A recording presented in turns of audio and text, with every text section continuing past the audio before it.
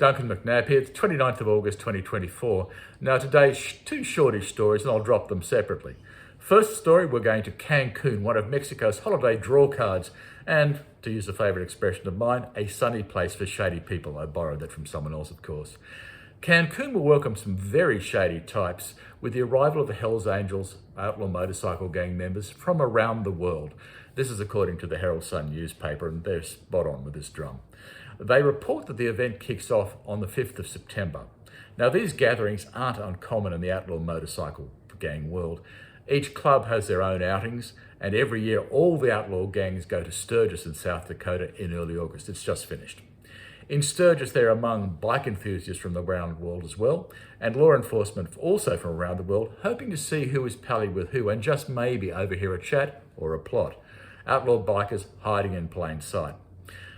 Reports suggest that this Cancun event will attract Hells Angels from places like Russia, Eastern Europe, the Netherlands, Canada, where the Angels have a long-standing affiliation with the likes of the Mafia and with the Sinaloa Cartel from Mexico. And if you want logistics management in the underworld, then the Hells Angels are gold standard.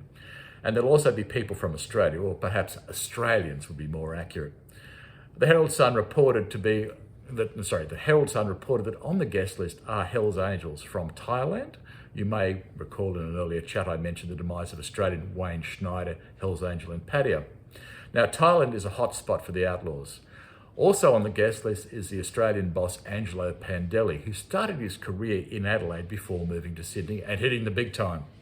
He's reputed to be one of the Australian cartel, which allegedly included Comanchero's boss Mark Buddle, presently before them court in Victoria, and Hakan Ayik, presently in Turkey, and keeping a low profile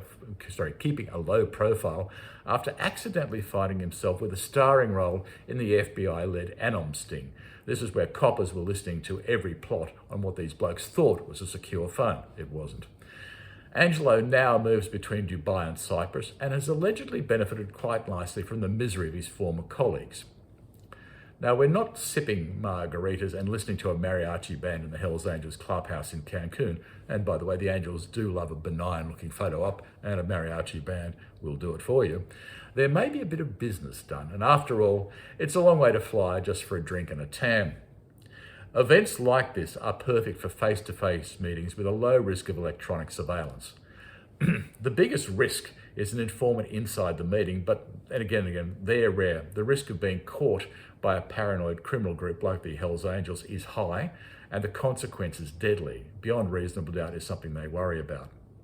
The ambience of Cancun has another benefit. It's presently dominated by the Sinaloa Cartel, suppliers of cocaine, amphetamines, synthetic opioids to the world, one of the most evil criminal organisations in history.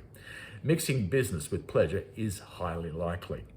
And just as an adjunct to all this, if you're considering the danger of these gatherings, remember that the old Hells Angel saying is the biggest threat to a Hells Angel is another Hells Angels. Loyalty in outlaw motorcycle gangs is somewhat overplayed.